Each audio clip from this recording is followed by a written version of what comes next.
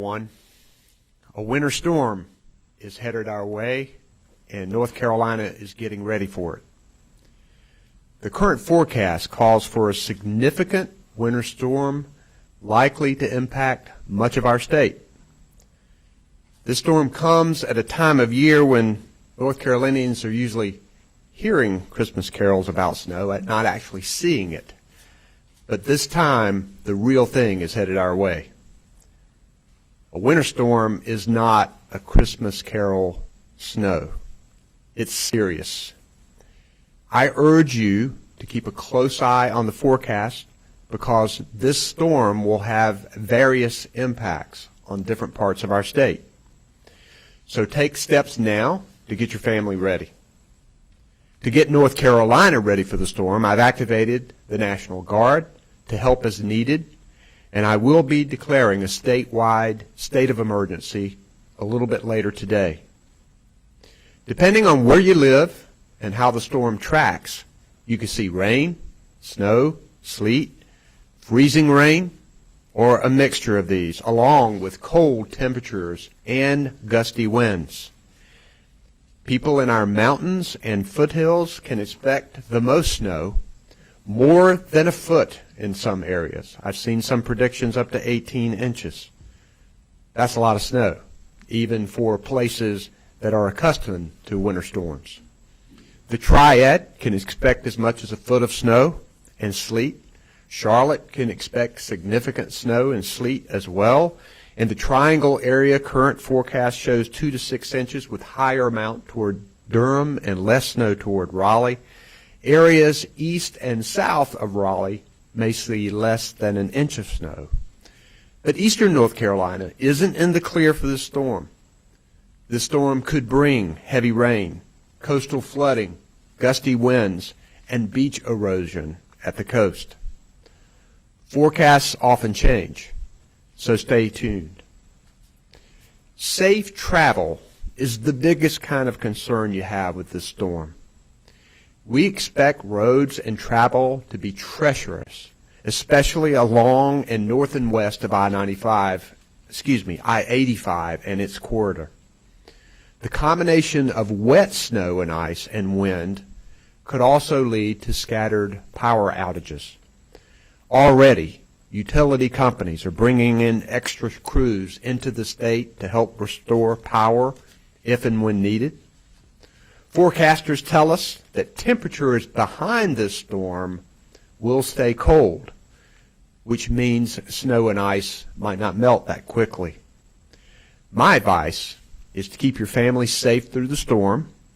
Make sure that you gather your emergency supplies, follow weather forecasts closely, and be prepared to stay put for a few days when the storm rolls in and the roads become slick.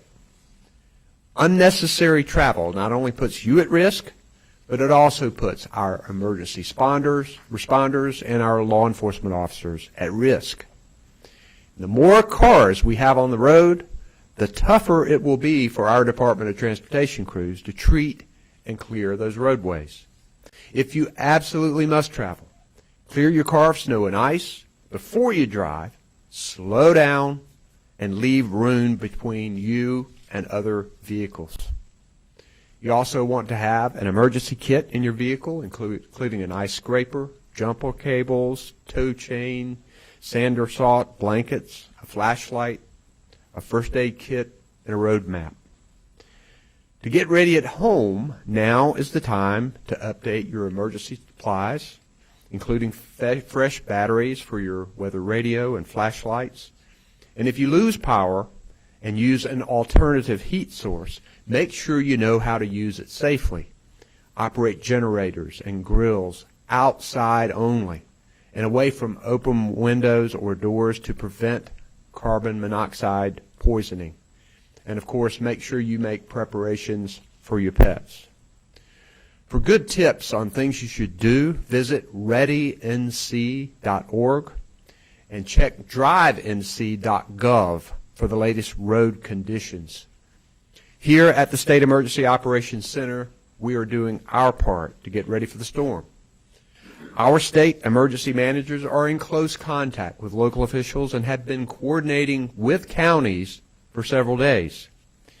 We will activate the State Emergency Operations Center tomorrow, which is Saturday.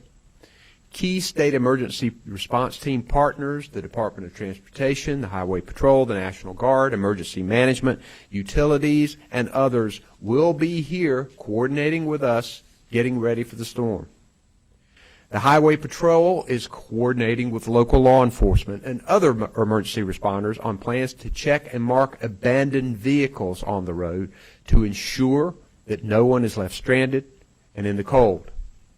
Our state troopers are prepared to shift resources to cover potential trouble spots given the forecast, but it looks like it's going to be a wide range of snow here, so we're going to have a lot of them out there making sure that our roads are safe. Here with me today is North Carolina's team leading the effort to prepare for this storm. Our Public Safety Secretary, Eric Hooks, Transportation Secretary, Jim Trogdon, Emergency Management Director, Mike Sprayberry, North Carolina National Guard General Todd Hunt, North Carolina Highway Patrol Colonel Commander Glenn McNeil. And we also have, to my left here, Lee Williamson, who is our American Sign Language interpreter. All of these will be available to answer questions. We will also have updates tomorrow and likely Sunday, so you can ask questions of them. But first, I'd like to ask Secretary Jim Trogdon if he come to tell us about the Department of Transportation's preparations for this storm. Thank you, Governor. Jim Trogdon, DOT. Yesterday, the North Carolina Department of Transportation started our anti-icing operations in 57 counties in central and western North Carolina. We started an additional 5 counties from Guilford north to the Virginia line in the Triad area today. As of 7 a.m., we had 276 trucks and 846 employees placed 205,000 gallons of salt brine for our anti-icing. An additional 80 trucks and 130 employees were also already conducting plowing operations and placed 1,750 tons of salt in the western mountains and higher elevations from snow that occurred earlier in the week. We have at the ready 3,000 employees and 2,400 trucks ready to respond to this storm with plows and spreaders, and we have 135,000 tons of salt on hand ready to respond. I would reinforce the governor's recommendation during and after this event. Please visit drivenc.gov before you travel, because the conditions at your destination may be quite different than where you're starting your trip from. So if you're traveling any distance whatsoever, please visit drivenc.gov for the current road conditions. Thank you. Okay, questions for me or any of the people I have here on stage? Yes, sir. Let them give you the mic there. Yes. Governor, there are still parts of eastern North Carolina dealing with the hurricanes we had this fall. Is there any special attention to those parts of North Carolina? We are having our emergency operations people working closely with local governments in eastern North Carolina, because there is a potential for flooding when we have this kind of precipitation. If they don't get any snow and ice, they're pretty sure going to get some rain, so there may be some flooding issues. One of the things that I'm concerned about is that a lot of these eastern North Carolina counties, kids have missed a lot of school during the hurricane. Many schools had to be repaired. I went to one yesterday in Jacksonville I'd been to 43 days ago, right after Hurricane Florence, and it was in bad shape. They've now gotten their kids back in. They really can't afford more snow and ice days or even flooding days. So we're hoping that the weather will not be as bad in eastern North Carolina and that we can avoid missing school.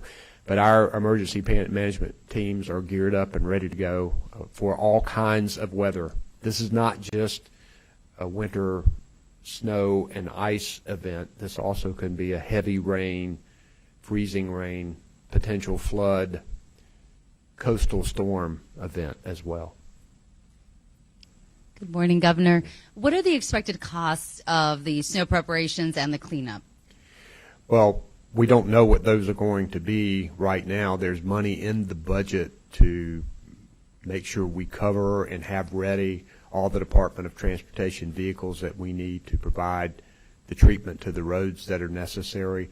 I've activated, or am going to activate, about 150 National Guard troops. One of the things that we keep in mind as we are ready for a storm, we understand that all upping of level of preparation does cost taxpayer money. And we're very careful about ratcheting up preparations and are careful about how we do that. The thing we want to be careful about here is that, particularly in the last couple of years, we've had storms that have surprised weather forecasters, that they have ended up being more intense than we thought.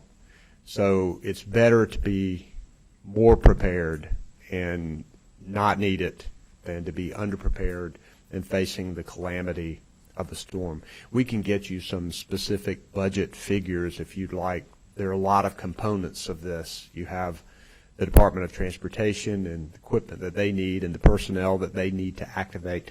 These guys are there round the clock. We also have our State Highway Patrol. There's local law enforcement costs, our emergency management. We've got the people here working in the operations center. But it's important that they're ready to go, and we hope that this won't be the kind of storm where there will be a lot of cleanup costs, but we will be ready for that in the event that happens. How rare do you think it is to get a storm this early in the season? Yeah, it's pretty rare, and particularly a storm of this magnitude. This is the kind of storm that you usually think about after the first of the year. But here we are December 7th, and we're talking about more than a foot of snow in many parts of our state. That's unusual and significant, but we have to be ready for it. Thank you.